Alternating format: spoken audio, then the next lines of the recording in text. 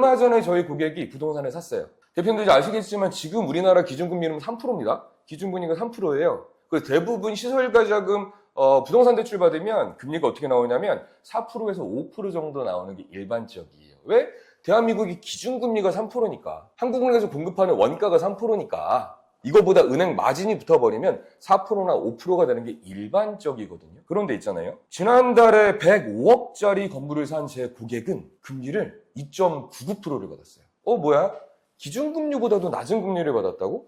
지난달에 34억짜리 공장 계약을 하신 제 고객은 금리를 2.8%를 받았습니다. 지난달에 30억짜리 공장을 산 대표님은 금리를 2.4% 금리를 받았어요. 무려 기준금리보다도 0.6%나 낮은 금리를 받았어요. 자, 이러면 어때요? 보통 우리가 임대료를 5% 정도 계산하거든요? 내가 가지고 있는 자산 5% 정도 계산하는데 임대하는 것보다 이자 내는 게 훨씬 싸게 105억짜리 건물, 34억짜리 건물, 30억짜리 건물을 살 수 있었던 거예요. 금리를 싸게 받을 수 있는 방법이 있었으니까. 금리가 어떻게 결정되는데 금리는 은행을 얼마나 많이 비교했느냐와 정책자금을 썼느냐 안 썼느냐, 또 정책자금을 만약에 썼다고 하면 어떤 정책자금을 어떻게 썼느냐에 따라서 틀려질 수 있을 것 같아요. 105억짜리를 사는데 2.99%를 받은 대표님은 은행을 한 5군데, 6군데 정도를 비교를 했습니다. 그런데 전체적인 은행들의 기조는 건물을 살 때는 대출을 작게 해줄게요, 낮게 해줄게요. 이 기조를 2024년도까지만 유지하고 2025년도부터는 싹 없앴거든요. 근데 유일하게 한 은행만 저희는 아직까지도 건물 대출 싸게 해줄 수 있어요. 제가 본점 승인 받아올게요. 라고 해서 은행의 제도에서 차이가 있었어요. 은행마다 제도라는 게 있단 말이에요. 왜? 은행은 사기업이니까. 사기업이니까 자기네가 거래하고 싶은 사람들만 거래할 거 아니에요. 은행이 무슨 정부도 아니고 사기업이잖아요. 그러니까 제도가 다른 은행이 하나가 있었던 거죠. 이 은행은 2025년도 상반기에도 저희는 빌딩 매입할 때도 금리 싸게 해줄 수 있어요. 이 은행을 찾은 거예요. 은행 5개 비교하다 보니까 이게 나오더라고요. 그래서 그 은행에서 역마진을 쳐서 은행이 손해를 보면서까지도 2.99%를 받아냈습니다. 왜 2.99%를 해줬을까요? 은행은 이미 이 다음번에 우리나라 금리가 3%에서 조금 낮아질 걸 알고 있어요. 그럼 지금은 내가 조금 손해보더라도 앞으로 내가 이익을 보면 되니까 이 정도는 해줄 수 있어요 라고 해서 2.99%가 완료가 된 겁니다. 자, 34억짜리 사는데 2.8% 받으신 분들은 어떻게 했을까요?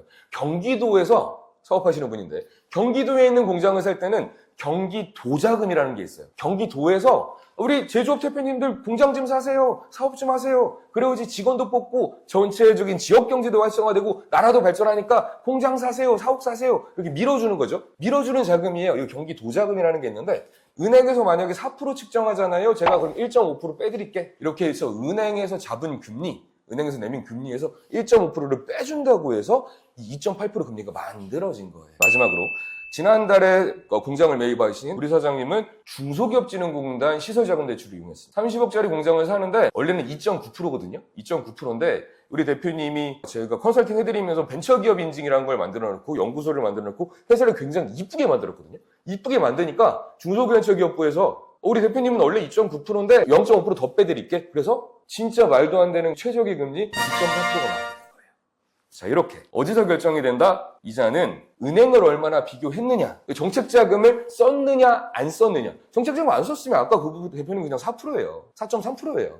쓰니까 낮아지잖아요. 쓰니까 1.5% 빼주잖아요. 자, 그리고 정책자금을 중진공 대출을 썼느냐 아니면 도자금을 썼느냐, 한국은행을 썼느냐, 산업은행을 썼느냐, 이렇게 쓸 수 있는 자금들에 따라서 금리나 조건이 달라질 수 있다. 이 세 가지에 의해서 결정된다라고 생각하시면 될 것 같아요.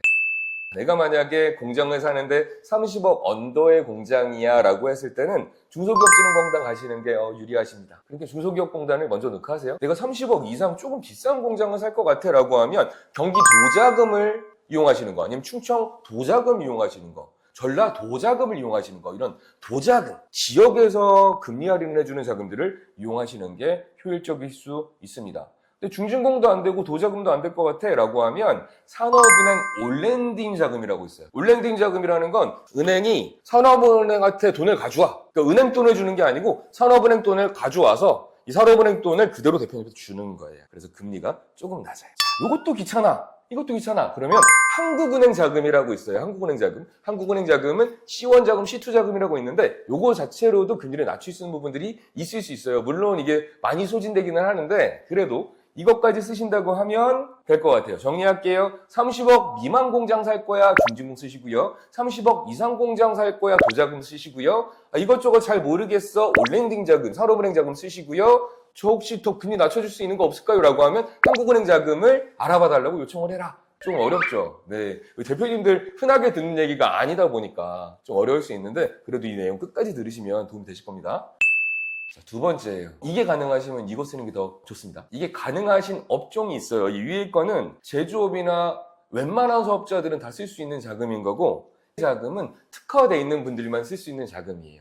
우리 업종이 만약에 환경 관련된 일을 하고 있어. 내가 폐플라스틱 제조업이야. 내가 폐플라스틱을 가져와서 이거를 펠렛으로 만들어서 우리 공장에 납품하는 일을 하고 있어. 뭐예요? 재활용 환경된 일이네. 그죠? 폐플라스틱, 폐차장, 폐고철 이런 환경된 거 재활용 관련된 업을 하시는 분들은 환경부에서 굉장히 지원을 많이 해줘요. 이렇게 환경 관련된 업을 하시는 분들은 환경부 자금을 노리시는 게 굉장히 도움이 되실 겁니다. 문체부 자금이라고 하세요? 우리 태권도장 열거나 당구장도 돼요. 당구장 열거나 탁구장 열거나 문화체육과 관련된 일을 하시는 대표님들이 쓰시죠? 있으시단 말이에요. 제 고객은 얼마 전에 제가 모텔을 하나 사드렸습니다. 모텔을. 그냥 모텔 사면 여기 1금융권에서 취급이 안 되거든요. 2금융권에서 금리 한 7%, 8% 정도의 대출이 나가요.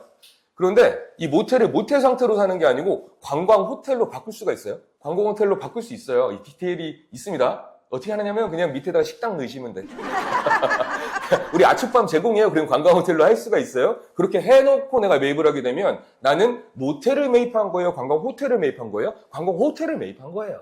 그럼 이 사람들은 관광 호텔이라는 이유로 문체부 자금을 쓸 수가 있어요. 문체부 자금. 금리가 굉장히 저렴합니다. 굉장히 저렴해요. 또 하나, 내가 농사지어. 내가 농업회사법이냐, 어업회사법이냐, 뭔가 이 농사와 관련된 일을 하고 있어. 내가 경운기술이에요. 경운기 제작해요. 내가 비닐하우스 제작해요. 이런 농업과 관련된 일을 하시는 분들은 또 농림부 자금, 농업종합자금이라고 해요. 이 농림부 자금에서 또 어마어마하게 금리를 낮춰줘요. 자, 여기 있는 건 내가 가능하면 쓸 수 있는 거. 큰 틀에서는 이 정도만 알고 계셔도 굉장히 많이 알고 계신 거예요. 컨설팅 하시는 분들보다 더 많이 알고 계신 거니까 제가 다음 편에 또 이어서 말씀드리도록 하겠습니다. 오늘은 여기까지 하겠습니다. 감사합니다.